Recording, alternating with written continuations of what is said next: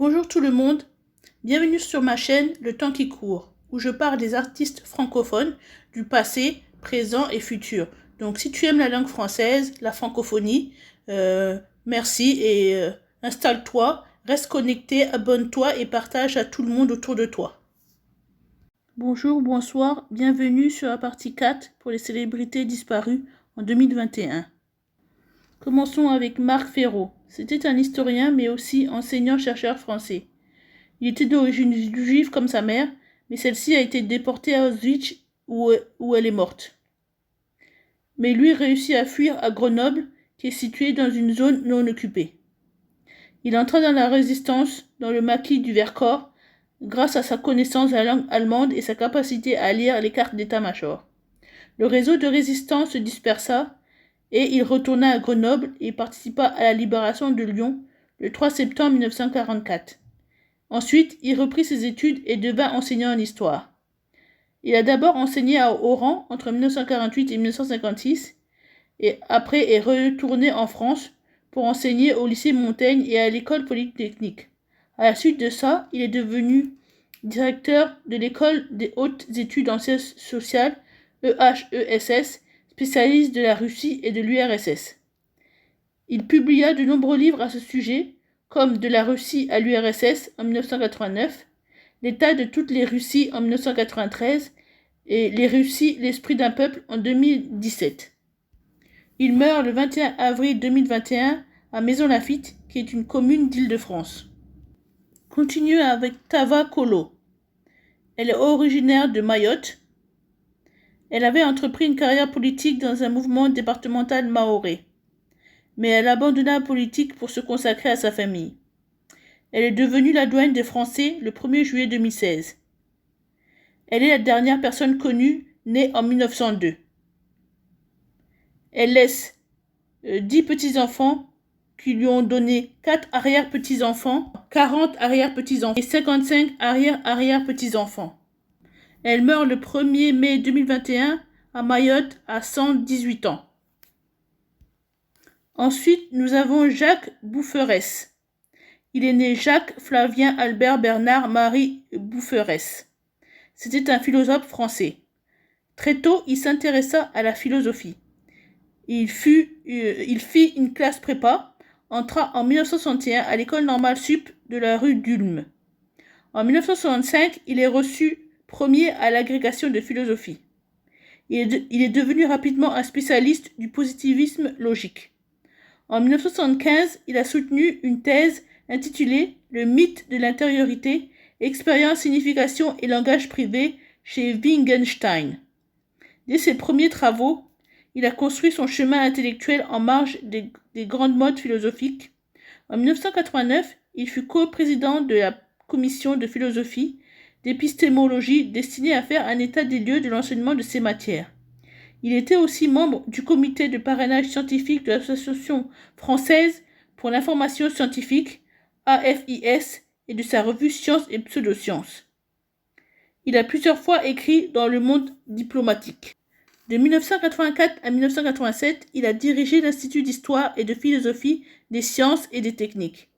Il coprésidera avec Jacques Derrida la commission de philosophie et d'épistémologie créée en 1988 par le ministère de l'Éducation nationale dans le cadre de la commission de réflexion sur les contenus de l'enseignement et chargée de réfléchir sur les contenus et les méthodes de l'enseignement de la philosophie au lycée et à l'université. Jacques Boufferès a été élu en 1995 au Collège de France.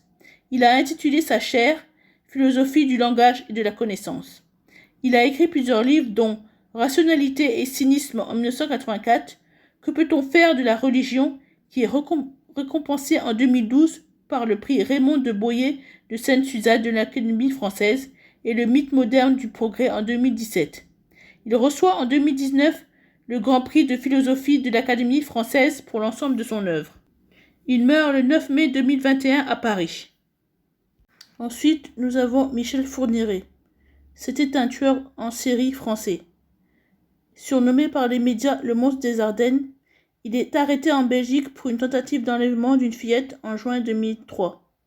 Après enquête des faits, il est extradé en France. Son procès se conclut par sa condamnation à la réclusion criminelle à perpétuité, incompressible, pour 5 meurtres et 2 assassinats de jeunes filles en France et en Belgique. Il a aussi avoué 11 meurtres et est suspecté dans 21 autres affaires de disparition de fillettes et jeunes femmes. Il meurt le 10 mai 2021 à Paris. Nous avons Jeanne Botte. Elle était une super centenaire française. Elle a travaillé comme comptable pendant 50 ans. Elle était célibataire sans enfant. Elle était de son vivant la vice-doyenne des Français. Le 14 janvier 2021, elle devient la 3e Française à atteindre l'âge de 116 ans, après Jeanne Calment en 1991 et Lucille Randon en 2020. Elle meurt le 21 mai 2021 à 116 ans à Perpignan, commune française située dans les Pyrénées-Orientales. Ensuite, nous avons Hichem Djet. C'était un historien mais aussi islamologue et penseur français. Issu d'une famille de lettrés, de magistrats, de hauts fonctionnaires de la bourgeoisie tunisienne, il a fini ses études en France. En 1981, à la Sorbonne, il fait un doctorat d'État sur l'urbanisme islamique dans la ville de Koufa. Spécialiste d'histoire islamique, il regagna l'université de Tunis dans les années 70 pour y enseigner l'histoire du Moyen-Âge pendant plusieurs années. Il a écrit de nombreux ouvrages d'histoire et de sociologie des religions consacrées à l'islam, comme La personnalité et le devenir arabo-islamique en 1974, La crise de la culture islamique en 2004 et Penser l'histoire, penser la religion en 2021. Membre de plusieurs commissions internationales, il mena une réflexion sur l'entrée du monde arabo-musulman dans la modernité. Professeur émérite des universités, il a été professeur invité dans plusieurs universités américaines et européennes, comme McGill, Berkeley et le Collège de France. Il a présidé l'Académie tunisienne des sciences, des lettres et des arts entre le 7 février 2012 et le 15 décembre 2015. Ses livres sur l'histoire et la culture intellectuelle et religieuse du monde arabe lui ont valu une réputation internationale. En 1996, il a reçu l'insigne de commandeur de l'ordre de la République tunisienne. En 2019, il est élevé au rang de grand officier en reconnaissance pour l'ensemble de sa production académique et intellectuelle. Il meurt le 1er janvier 2021. Continuons avec Mansour Odje. C'était un homme d'affaires franco-saoudien.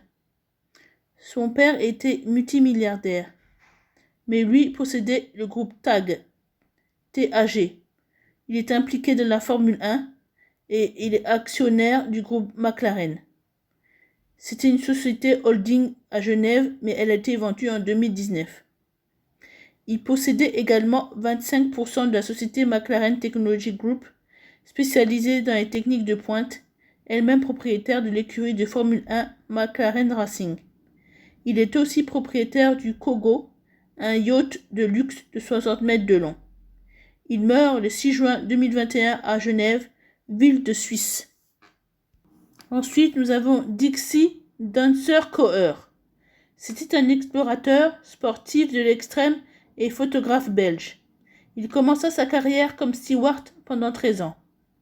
Avec l'explorateur belge Alain Hubert, il a traversé à pied le continent antarctique. En 1997 et 1998, c'était une première pour le parcours pédestre. Ensuite, tous les deux ont exécuté une mission destinée à mesurer la couverture neigeuse antarctique afin de l'étalonner dans le but de vérifier les mesures du satellite européen Cryosat. Il a fait aussi une traversée inédite depuis le cap Arctique en Sibérie jusqu'en Groenland, d'abord en 55 jours jusqu'au pôle Nord, puis en 51 jours jusqu'au Groenland. Il a aussi écrit plusieurs ouvrages comme Spinning in Greenland en 2017, Pure Power en 2011. Il a cofondé en 2011 une agence de voyage de découverte. En 2003, il est nommé grand officier de l'ordre de la couronne belge. Il laisse 4 enfants. Il meurt le 7 juin en 2021 au Groenland. Terminons avec Philippe Fignolo. C'était un influenceur français. Il était connu pour ses gifs animés et ses commentaires sportifs décalés dès 2011 sur Twitter. Né avec une malformation des jambes, Philippe était atteint de myopathie et se déplaçait en fauteuil roulant dès l'âge de 9 ans. À 16 ans, il est opéré d'une scoliose. Il a dû utiliser un réparateur artificiel qui lui a conféré une voix soufflée particulière. Un jour, il s'est rapproché de ses voisins qui l'ont accueilli et est parti vivre avec eux en Corse en 2014. Il a publié sa biographie en 2019, Moi, Philou Sport. Il est aussi surnommé le roi des gifs. À sa mort le 19 juin 2021, il est suivi par 260 000 personnes. Il meurt le 19 juin 2021 en Corse d'une crise cardiaque. Pensez-vous vivre aussi longtemps que ces centenaires ou pas? Ou êtes-vous intéressé par les voyages de l'extrême? Ou alors la philosophie islamique? Dites-moi tout ça dans les commentaires. J'aimerais savoir. Et surtout, n'oubliez pas de vous abonner, de partager et de cliquer sur la cloche pour recevoir la prochaine partie qui est la partie 5. Merci, bonne soirée, bonne journée et à bientôt. Bye!